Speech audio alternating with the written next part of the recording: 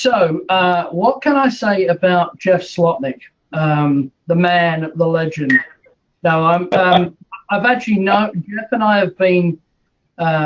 He's probably my second oldest continuous friend here in America. With Jeff and I have known each other for 18, 19 years now. He was one of the first people that I met. He came to an ASIS meeting, and he was one of the first people when I was the membership chair that managed to convince Jeff to be part of this organization called ASIS. And today, Jeff is not only still a member of ASIS, but he's the regional vice president. He sits on many boards and councils, and I'll let him speak for himself.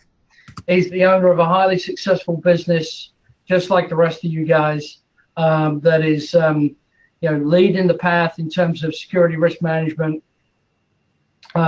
He's a great volunteer leader, which is why I asked him to talk today on volunteer leadership teams. And Shad, I know that some of this will resonate with you because your organization really kind of roots itself on some of its giving activities, volunteer activities. Sean, I don't know whether or not that's done for you. I know PSA has definitely been involved in these things before in the past. But Jeff stands very high in his profession. He's sought after as a keynote speaker the world over. And I thought today, in terms of how effective we can be as leaders, I would take this a slightly different track. And I asked Jeff to speak about this volunteer leadership team. So, Jeff, I'm going to let you talk for about 5 minutes on, and again, your background and the boards and organizations that you sit on. And then we'll go through this. It's 7 slides, fellas. It's fairly compressed, but there's a lot of good stuff in it. So with that, Jeff, I hand it over to you. Good afternoon, gentlemen or ladies, and good morning or good morning wherever you may be in the world. Nigel covered it a lot. I've been very, very active in ASIS. Currently, I'm a senior regional vice president, and I manage all our chapters for the Western United States. I also participate as a member of the Standards and Guidelines Commission. I'm past chairman of the Physical Security Council, and most recently was appointed to the ESRM, Enterprise Security Risk Management Commission, which has become the global guiding principle for ASIS International. Additionally, I work with or on 4 other nonprofit boards, a children's camp, a religious organization, a security organization, and I'm the founder of an organization called Safe Washington, or Safe Programs, which is a program on communal security, which has been replicated in Seattle and Dallas, Cincinnati, and presently looking at doing it in Minnesota. So I've got a lot of experience in managing volunteers, but probably the greatest experience I ever got in managing volunteers was as an Army Command Sergeant Major. You learn really quickly how to manage volunteers there, and spent a good 22 years of federal military service, then another 15 years in state service. So that's it in a nutshell. I could go into all the technical stuff, but Nigel, whenever you're ready, we can wait or we can get started. It's up to you. I would suggest that we get started and lead us off on this presentation. Thank you very much. All right, so if you'd move to the next slide, please. When we talk about volunteering and we talk about being a board member as a volunteer, there's several things we should be asking ourselves. Why is it that you volunteered in the first place? What did you hope to gain from volunteering? People volunteer for a number of reasons. Do you volunteer for professional satisfaction? Do you volunteer to gain experience, maybe on a board or something in a capacity that you haven't done before? Or are you volunteering to facilitate change and make a difference in your industry? These are all good reasons for volunteering, but something that you should be asking yourself. You know, we have a lot of people in a lot of industries that take positions for a title or for a name or for a position, and don't do anything with it, just to build a resume. Did you volunteer to create change? We're at a time in our industry, and when I say our industry, the physical security industry, that we are in a period of dynamic change, and that dynamic change is being led by technology. It's allowing us to do a lot of things that we couldn't do 10 years ago that were just thoughts. 5 years ago were concepts, and today they're a reality. When we start looking at the things that technology brings to our industry, you know, are you on the leading edge of that? Are you creating change? And then we have to look at the future. Where is our industry going? You know, if you look at what has been accomplished in the last 10 years, and then you kind of look in your crystal ball and look 10 years ahead from now, where is our industry going to be in 10 years? What's it going to look like? You know, and then asking yourself the question, do you want to be the person that leads that change? Do you want your organization to lead that change? Or do you even want to? Is this something that that even interests you? These are questions, you know, that you should be asking yourself to qualify yourself for board participation. Next slide, please. So one of the things that we do is we assess board members in what the goals of the organization are. And this is predominantly organizationally focused. When you're looking at your role in PSA, we measure in several areas. It's learning, overseeing, generating, planning, managing, and leading. And, you know, I'm not there to do an assessment for you. If I was there sitting in the boardroom, we would have a whole conversation around this. But when you look at PSA, can you ask yourself the question, are you leading the industry? Or is the industry leading you? You know, if you are going to be viable, if you're going to be valid, you have to be in a position where you're out front and in the lead. Are you a learning organization?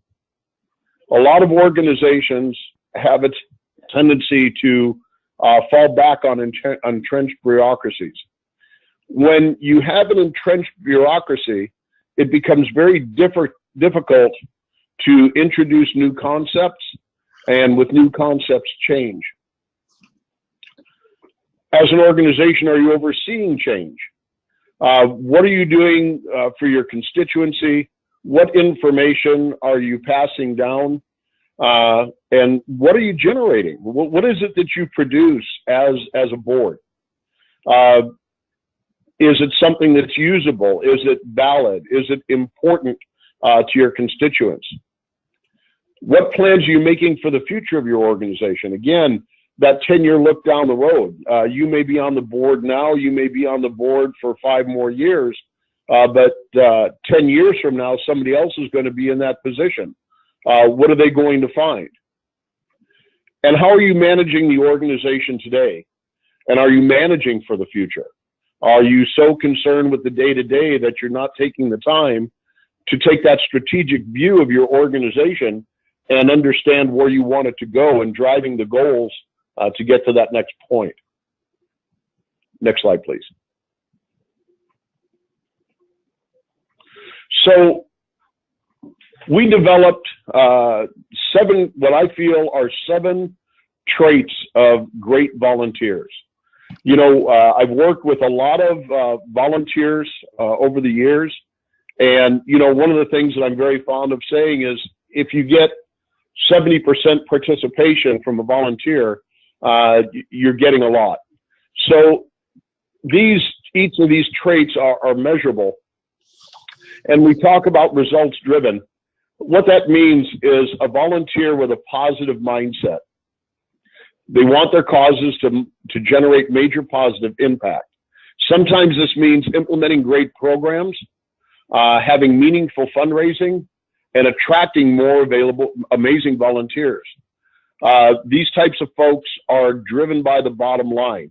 What they want is results. They want to see passion. Passionate professionalism. In this case, people bring their best work, so they should bring their best volunteer effort forward as well. We mix that professionalism with passion, and the result is absolutely impressive. A collaborative tribal mindset. What does that really mean? You know, do you come with an agenda, or do you come to the board with a concept and the ability to work as a team and collaborate to make things happen? You know, there's a lot of ideas on the table, and when we put those ideas on the table and we have someone that's willing to work in that area, that's absolutely amazing. When we have a board where everybody has that collaborative tribal mindset and you're working together, excellence begins to emerge.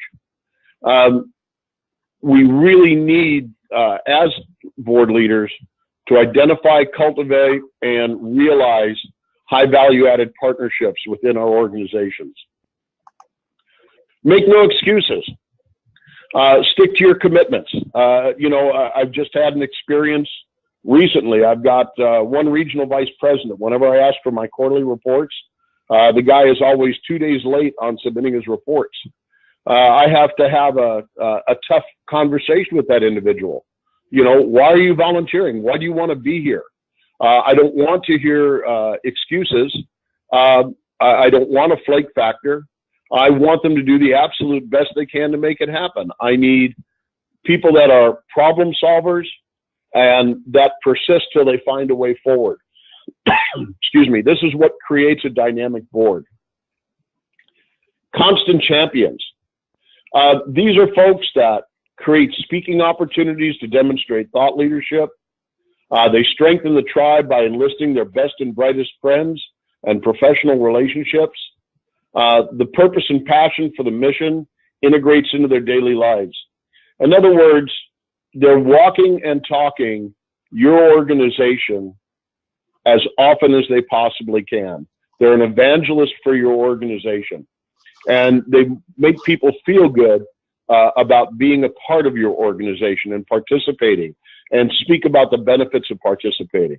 This has direct impact on growth. This has direct impact on product, and it has direct impact on notoriety for your organization. Energizers. Well, you know, these are folks that when you're with them, you just feel amped up. You want to be around them. They're very outspoken. They're very collaborative. They exhibit a lot of the traits that you have. And when you're with them, it's fun. They're people that you want to be with and you look forward seeing. Then we have the question, is it a good match? You know, a lot of people volunteer for many different reasons. And sometimes there's a mismatch between what the volunteer wants to contribute and what the organization needs.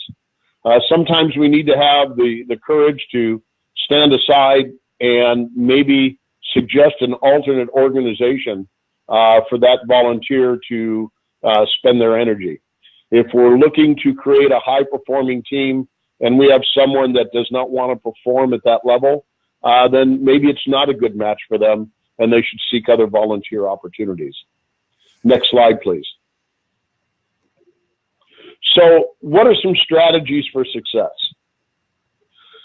Create a guiding strategy.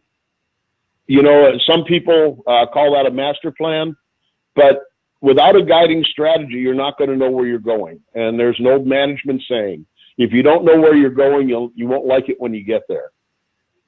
Create a master plan. Oftentimes as volunteers, we see a lot of change on boards, and some people leave boards at different times, or entire boards may retire at one time or another. Creating a master plan allows for succession planning from board to board. And what we do at that point is create a strategy and a vision that allows that strategy and vision to be communicated from year to year. Ideally, you want a master plan that looks out 1 year, 5 years, and 10 years. Mentor and develop others. Board service is not a permanent position. You want to find other people with the same 7 traits and develop them from lower levels of leadership to finding a place on the board in time. These are the people that will be carrying forward the organization long after you and I retire. And lastly, strengthen communications. You want to have good, solid communication during meetings, between meetings, and with the constituents of your organization, the people that you represent.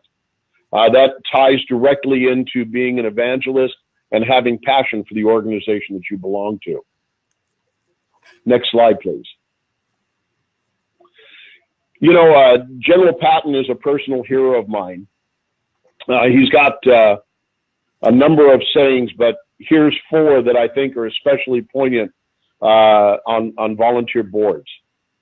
Do everything you ask of those you command, and do more than is required of you. I think that's very powerful. It means you have to lead by example and set the example in what you're doing. If everybody is thinking alike, then somebody isn't thinking. When everybody starts nodding their head around the table and they're not passionate and they're not looking to change or create change or manage change, then we're stagnant. And if we're stagnant, we're not moving forward. No good decision was ever made in a swivel chair. What that means is that you have to get out and about. It's very easy to manage an organization from the boardroom. It's much more difficult to get out there and meet with people, walk around to chapters, be participative at external meetings, shake hands, and learn about your organization and what people really feel about your organization, because that's how you're measured. Whatever the perceptions are on the street, those are the things that you and your organization are being measured by. You're not going to learn what those things are if you just stay in the boardroom. And then lastly, this gets back to commitment to boards. Say what you mean and mean what you say. If you're going to commit to it, then wear that commitment, own that commitment. Be strong in your service to your organization. These are things that I would tell to any board. They're not, there's no secret sauce here. There's no gravy. This is what I have learned over years of volunteering and working with volunteers and developing volunteers. On every board I have served on, I always look for that up and comer, that person that's, you know, two or three levels in the organization behind me that I want to develop as a future leader and bring them forward. I think that's very important in keeping the lifeblood of an organization flowing and keeping new ideas coming. We can take those people, we can appoint them to committees, we can involve them in board level activities without actually appointing them to the board. That gives you the opportunity to observe their behaviors, observe how they work, look at what their commitment is, and see if they have those 7 traits of a great volunteer that we really want. That's all I have for you this afternoon. Nigel asked me to keep it short. I did the best I could. So with that, I'll open it up for any of your questions. Well, firstly, Jeff, I want to say thank you very much. Again, coming at short notice like you did. But I'm telling you right now, I'm feeling very self-convicted in what you called out here. There was a lot of elements, especially on the 7 traits of great volunteers. And again, make no excuses. Absolutely, make no excuses ever. You know, constant champions? Are we really, are we doing that collectively, you know, as a board? You know, there was elements inside of this in terms of my volunteer leadership inside of as is that I've done for, you know, for many years, volunteer leadership in my children's own school board, things like that, that I look at and go, you know what, I really didn't give it everything I possibly could, you know, and because it requires that commitment, you know, as leaders to do these things. So yeah, you certainly, you know, when you sent me this yesterday, it's certainly given me a lot to think about, even inside of my own organization, you know, because we just concluded our strategic action plan meeting, a 2-day event last week, where I talked about, you know, the fact that we were taking on some lean initiatives, you know, dealing with Muda, Mura, and Murai, you know, and every person in that room was a volunteer. You know, 30 people in our organization were volunteers to be participants in crafting out an action plan for our company, for its growth, for, you know, for 2018 and beyond. I mean, it's not just that 1-year initiative, it's that multi-year initiative.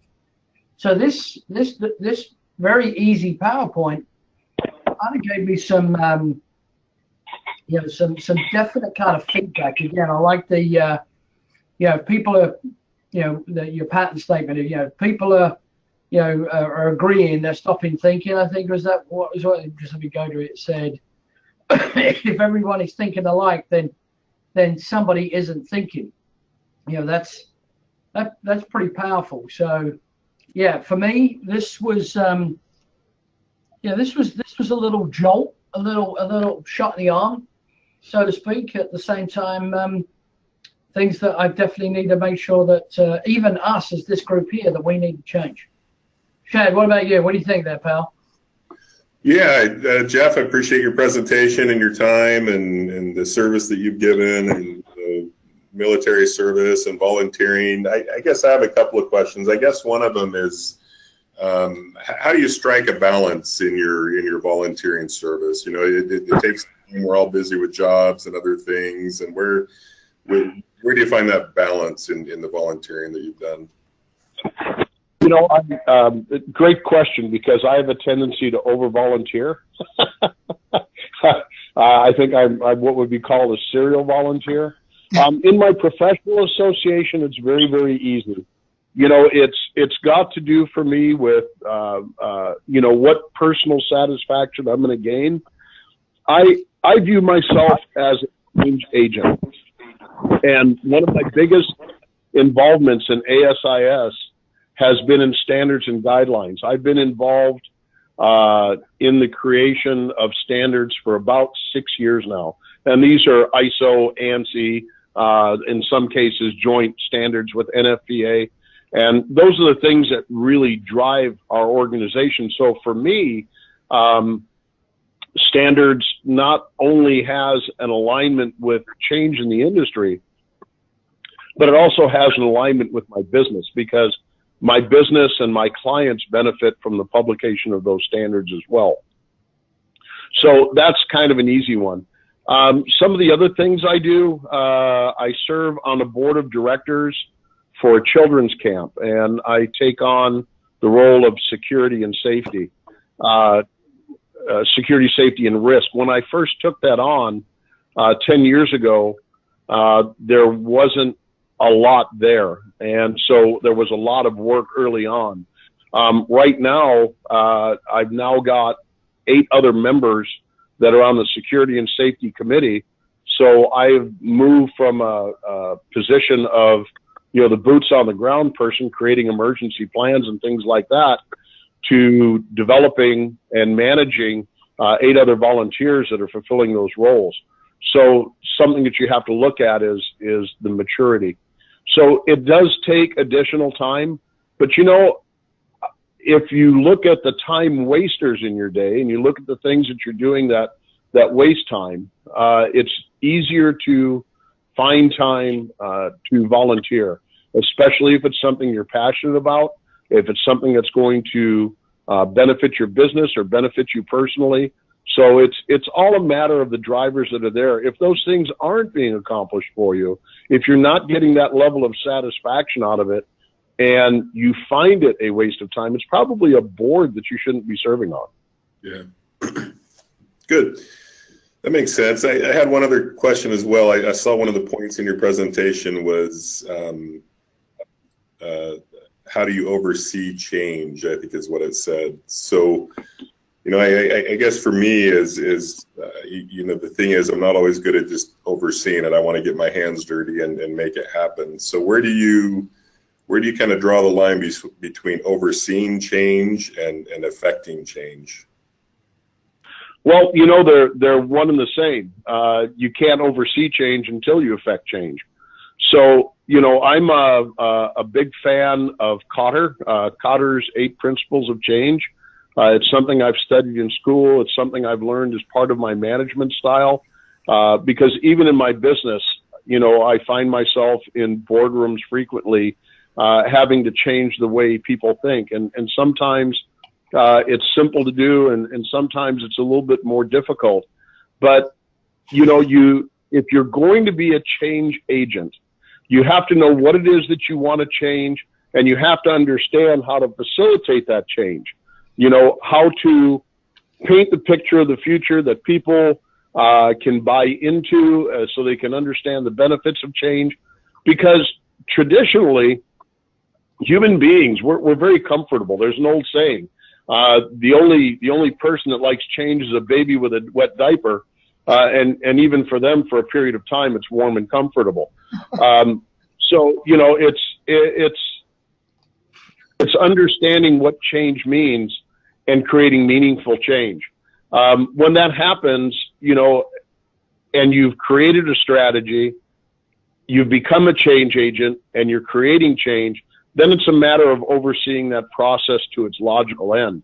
That's why the importance of having a strategic plan aligns with that. Great. Thank you. I don't think I have any other questions. Thanks for the presentation. Sean, what about you? Thank you. I don't have any questions. First, Jeff, I'll say thanks for your service. I'll say beat Navy too. Had a good weekend. Oh, wait a minute. The Army team. No, thank you for your service, and thank you for that. You know, I'm at the stage of my career where invitations to these type of volunteer opportunities are starting to come, and until today, I never really had a way to scrutinize them, and I'll definitely apply those 7 questions as these opportunities come before me. So this is very important to me. It gives me a methodology to make decisions on how I want to invest my time. Because again, like Shad said, it gets busy, and I see myself over volunteering, and so I use these tools to make better decisions and focus. Well, thank you for that, Sean. Yeah, that's real important. Yeah, definitely. I mean, and you know, there's a business being made of, you know, I think I got an email today saying, "Hey, would you like to be part of this board?"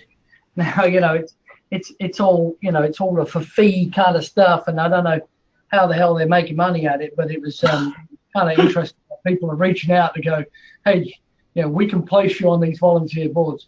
Bill, are you on the call there, bud? Yes, sir. Yeah, well, so again, you're an habitual, long lifetime volunteer, you know, and leader, you know, in this industry, you know, and outside of the industry. What are your thoughts and feelings on what Jeff was talking about today? Well, I think some of the points were very, you know, pertinent. You know, in my life, it became a problem, and you know, what Jeff alluded to, I actually had to live through, and that there's just so many hours in a day, right? And between, you know, running PSA and being on SIA's board and High School Alumni Association board and education board, and, you know, it just wasn't working. What was happening was something had to give.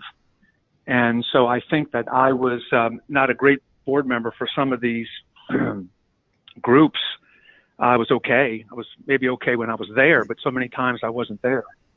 So what I did was I just learned how to say no. And I mean, I know it sounds terrible, but you know, most of my volunteering goes into the industry, so I'm no longer on SIA's board because I couldn't make all the meetings. But the ones I'm on, which is down to 2, I don't really count PSA's board. That's a little different. But the 2 outside of PSA that I'm on, I really have the time for. I make the time for. I don't miss the meetings, and do a good job. I think you're better off doing that than you are over volunteering and being on 5 different boards and doing a crappy job on all 5. So at least that's my philosophy. Having lived being on, 5 or 6 or 7 at one time, and just not saying no, I feel that saying no and doing things correctly makes more sense. At least for me, it did. Well, it's back to Jeff's one of the 7 traits, this passionate professionalism that Jeff calls out. You've clearly identified the 2 things that you are committed to, passionate about, that you're generally excited about, that gives you the discipline to be on those calls and not to miss those meetings, Well, again, Julie, I know who else is on this? Julie or Brittany, are you on the call as well? Yep, Brittany's on the call. Hey, Brittany. And Julie, do either of you have any comments for Jeff? I mean, again, you're the one that's corralling this unwieldy herd of passionate professionals, for these boards. What's your feedback? Brittany, do you have any feedback? Well, I would probably say definitely I took it to heart. Not necessarily within the security industry, but within some other boards and organizations that I volunteer with. I think you guys have nailed it on the head.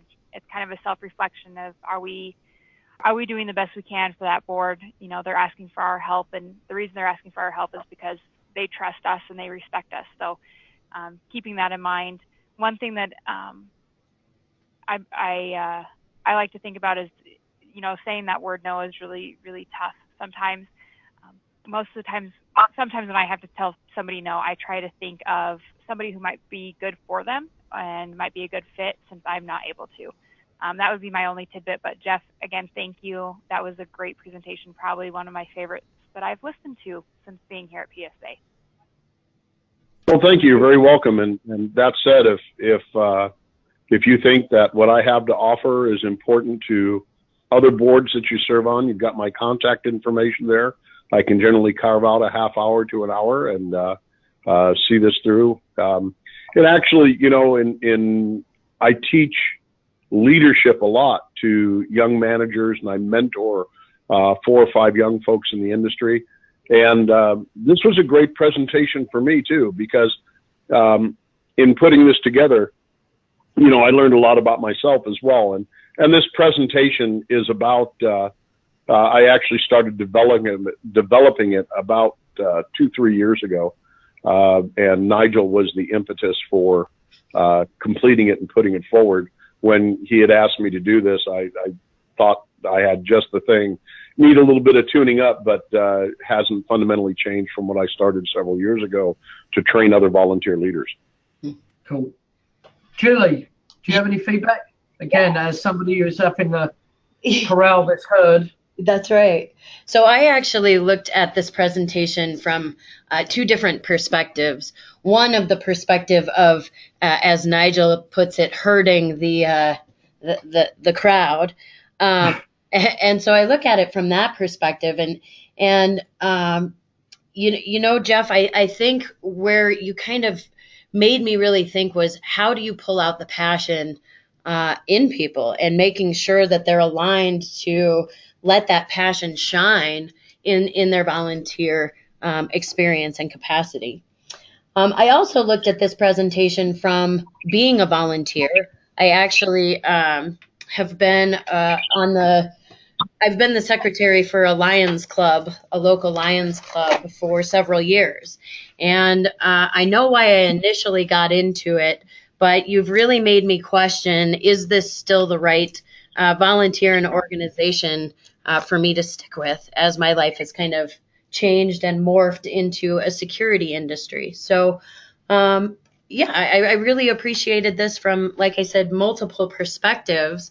And also, Jeff, it was nice to see you present, since I know that you've presented for us at PSA Tech last year. You're going to be presenting this year. So it's always nice to see some of these presentations and what we're offering at PSA Tech. So thank you. And also thank you for your service. Much appreciated. You bet. Thank you. Thank you. Jeff, I do have one question for you. Occasionally I will see a PSA member, this sounds a little bizarre, volunteer too much. And, because we have the financial connection, we know how companies are doing. And I'm not just, of course, I've had a long career there, and both as a volunteer, as an employee, but I have seen people develop such a passion that it's actually detrimental, to their own business. Do you see that? Do you see someone falling so much in love with ASIS that they have more passion about ASIS than they do their own business? Because I actually experienced that. It's an odd. Yeah, it's an odd situation. There's a lot of reasons for that, Bill. Sometimes people are not achieving their professional goals within the industry that they're involved in. They're actually in the wrong job for them, or their professional needs are not being met by that job. So they seek to achieve those professional needs in volunteerism. What it takes is a seasoned board member with maturity in volunteering to kind of pull that person aside and say, are you doing this for the right reasons? Are you, why is your commitment here? And this is what I'm observing in your professional practice. Sometimes it just takes a little bit of honesty to sit down and speak with that person and be a little bit of a mentor and guide, and help to understand what the reason is. And what it may very well mean is that they need to look for another position that's more professionally satisfying to them. That's a good point. And I think you're accurate. I think sometimes these gentlemen just were bored at their own job or weren't pleased there, and PSA was just more fun for them. When you work for an organization, and it doesn't make a difference whether it's a volunteer position or your full-time employment, when you're cared for, when you're valued, when it's fun to be there, when it's a collaborative work environment, all these things that we're talking about for great boards, that's where you want to be. That's where you want to spend your time, because that's where you feel good, because you're recognized, you're achieving things, you're getting goals, and you're getting personal satisfaction back from your involvement. So, I've been a consultant for a number of years, but, I can tell when I walk into an organization right away if it's a fun place to be or a place that I just want to do my job and get out of, but, you pose a very complex question. Well, thanks, Jeff. I really appreciate this presentation, and always, my friend, totally appreciate your service that you've given. I look forward to catching up with you maybe tomorrow. And yeah, again, thanks again, buddy. This was good. This gave me personally a lot to think about. All right. Well, you folks have a great day, and Merry Christmas, Happy Holidays, Happy Hanukkah, Kwanzaa, and everything else in between. And just have a great, relaxing time with your families over the next several weeks. Thank you. Thanks, bud. Bye. Thanks, Jeff.